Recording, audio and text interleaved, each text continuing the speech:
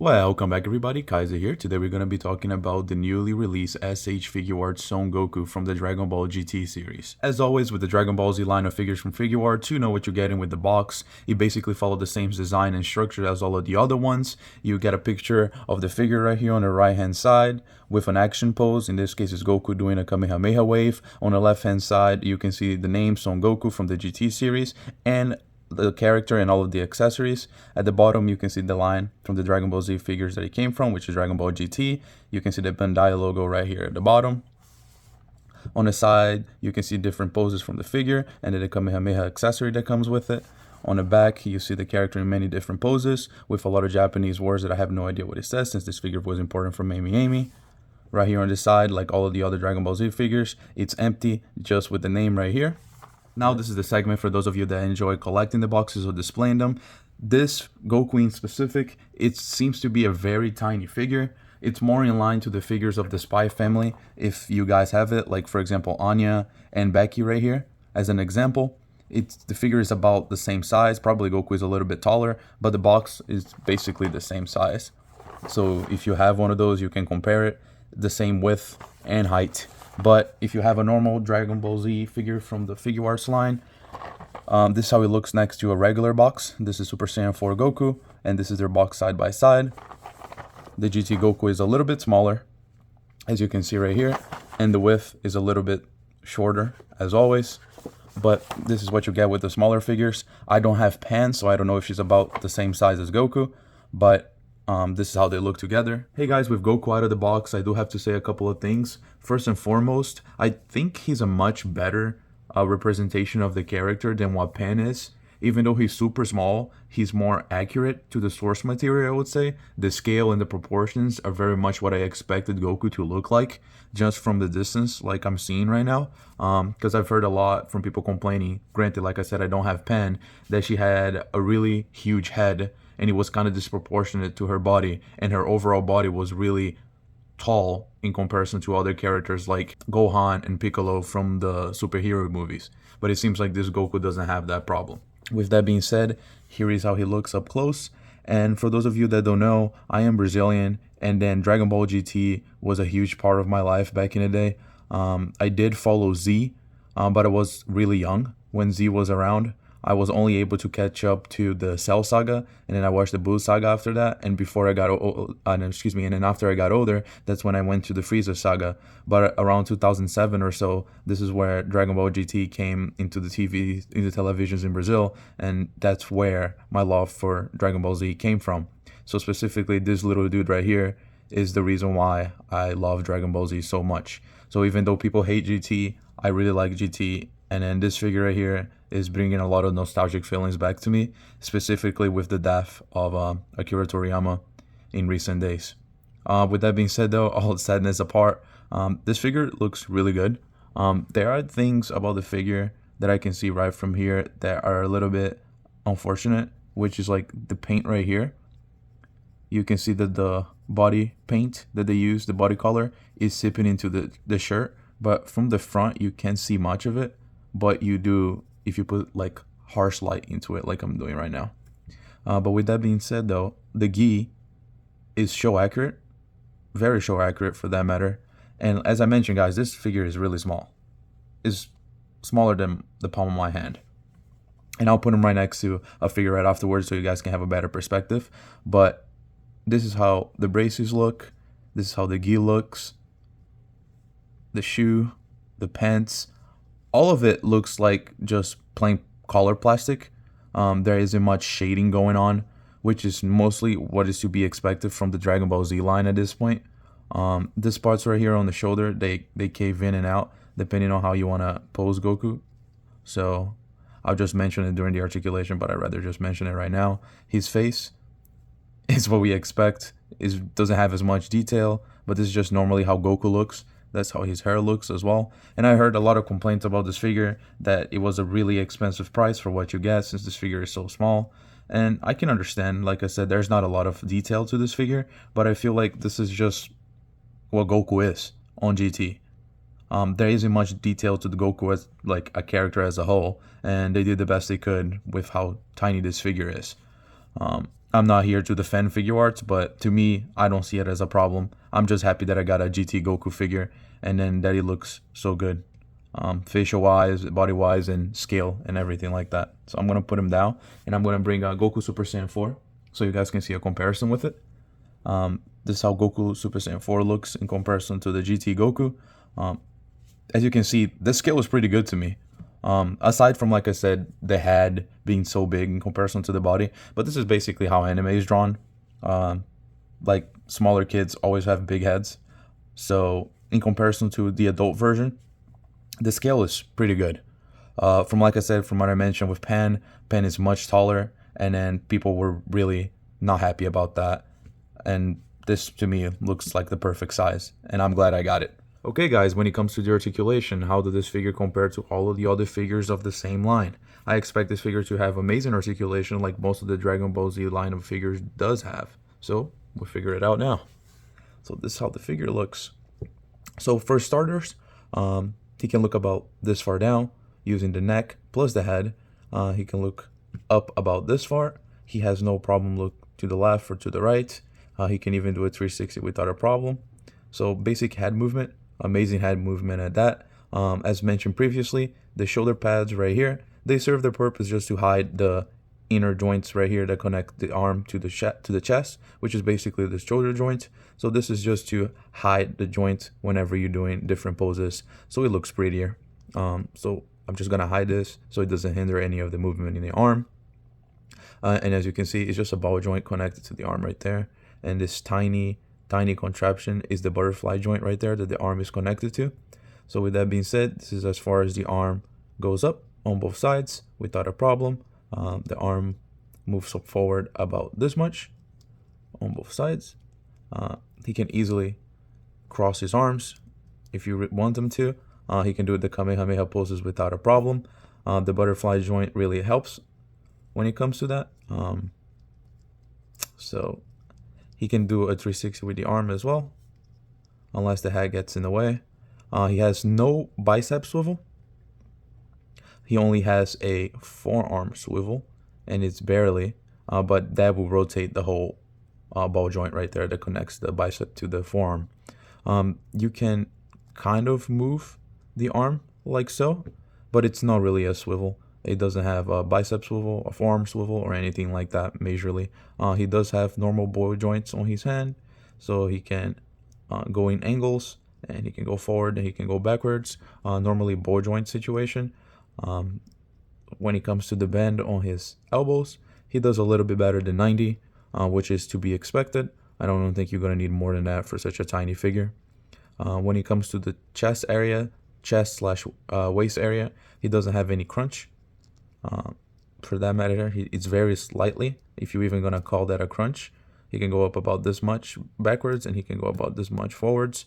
Most what you're going to get from the range is from the neck and the head portion of the figure. He does go left and right without a problem. He can even probably do a 360. Yeah, he can do a 360 without a problem. When it comes to the belt, well, it seems to be on a little peg, not even a ball peg, as you can see right here. So I think you can just clip right back into it, hopefully. Yep, you can clip right back into it, and then it can swivel to mimic like wind or something like that. This part right here is a soft plastic, and he has an accessory that would change this front part of his skirt, if you will. That will be more flowy, so you can do like the Kamehameha poses or something along those lines, whatever your creativity puts him into.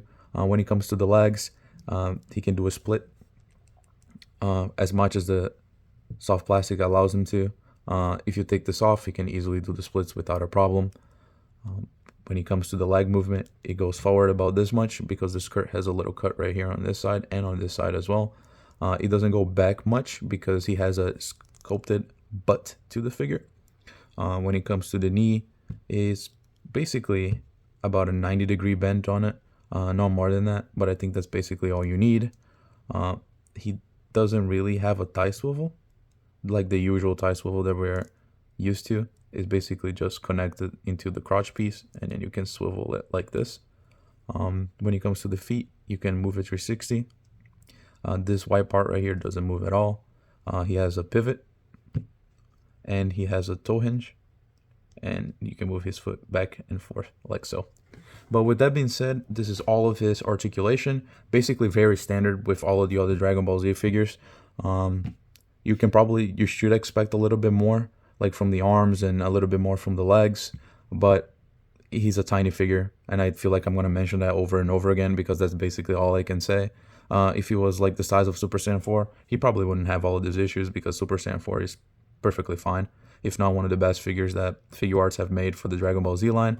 But with that being said though, if you pay close attention to the hands right there, to the arms, excuse me, you see a lot of issues with the plastic. And that's what I noticed. Is right here, right there. The hand, there's a lot of seam lines on the plastic. There's a lot of issues. There's like cave in on the plastic right there near the hand. It's a bunch of overall issues, and now this belt is falling off. There's a lot of tiny issues that are really annoying overall. Right here at the leg, you can also see the plastic marks. And then if you ever done a model kit, that's basically how it looks if you like cut the tray wrong and you leave a little bit of the plastic on it. This is how it feels like when you cut too deep into the plastic. And like it does look low-key like a model kit, I'm not gonna lie, but the plastic is really shiny right there, you can see on the face. And also this part of the arm right here that connects to the bicep and to the rest of the arm falls off rather quickly. If I put a lot of pressure on it, it will fall off, but thankfully you can just plug it back in. You can see it's kind of coming off right here on this shoulder connection right here. But besides the plastic issues, you have no problem posing him.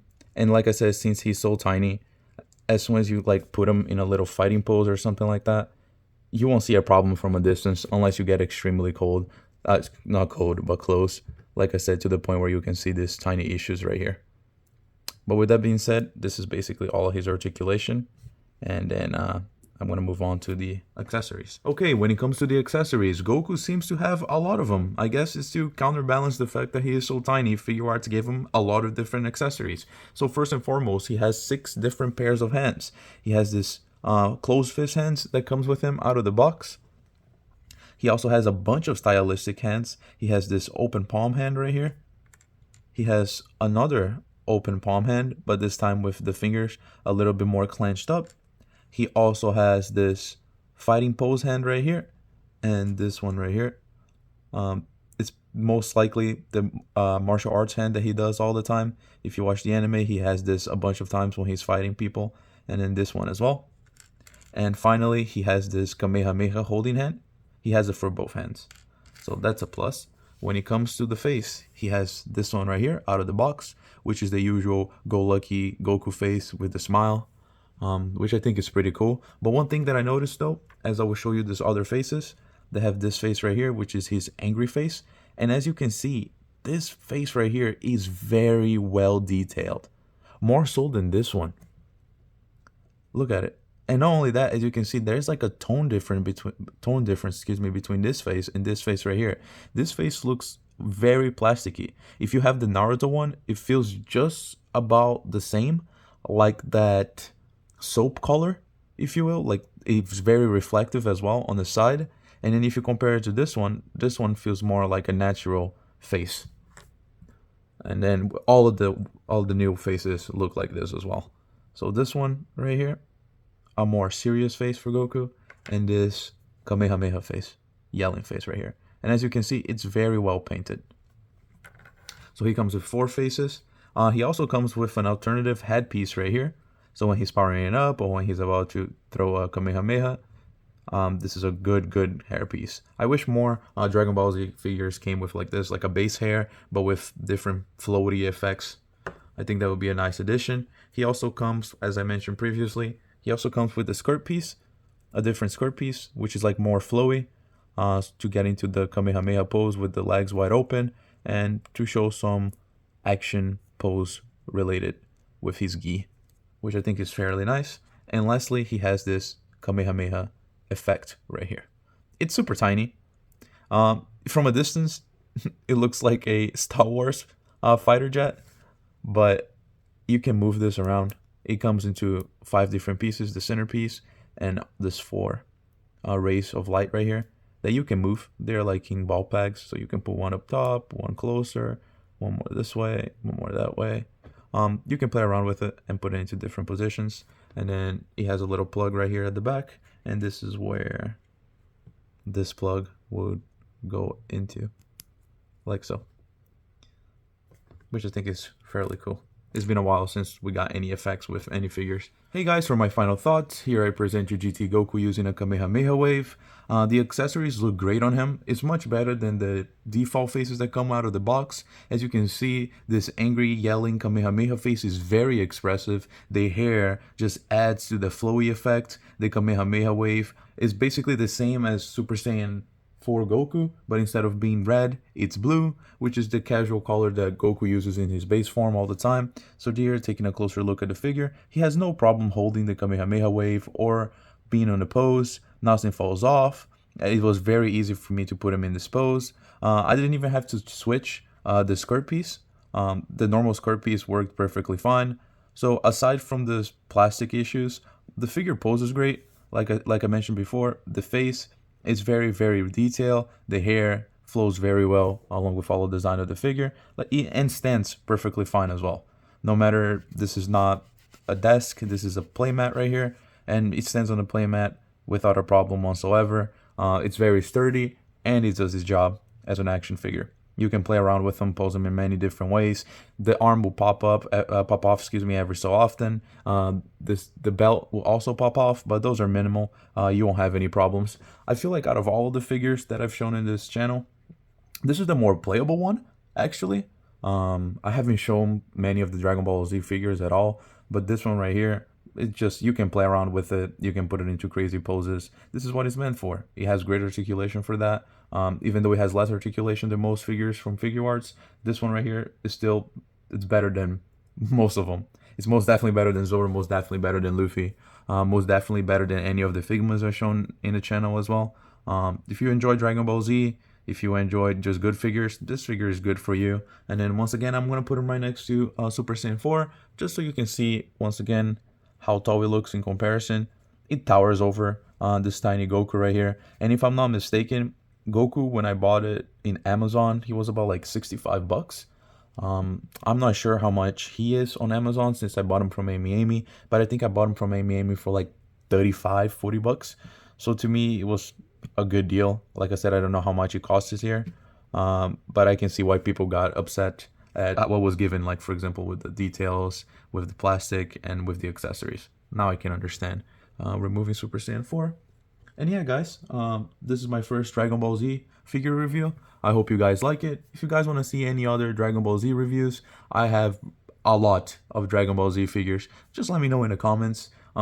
If I have some of the ones you mentioned, I can definitely make a video out of it. Otherwise, I can try get my hands on it for you. If you probably mention at the comments, I'll probably have it. Other than that, I would like to apologize about my demeanor, and then my personality doesn't seem to be as hyper as it is on most other videos. It's because I'm still shook at the death of Akira Toriyama. I really am, and I just really wanted this review to be able to share a little bit of how I feel about Dragon Ball Z. As I mentioned previously, it's one of the greatest anime series. It helped all of the other anime series to be what they are today, and without this little kid right here in his adult form, on this form, or any other form, any of his many forms, we wouldn't have many of the animes that we do today. The Jujutsu Kaisen lines, we wouldn't have the Naruto line, we wouldn't have the One Piece line or anything like that. So always remember where all of the great animes came from that we see nowadays. It came from this little man right here, and blessed be the soul of Akira Toriyama. But other than that, if you plan on having all of the GT figures, get this one. Otherwise, don't. Like I said, have a good one, guys. Peace.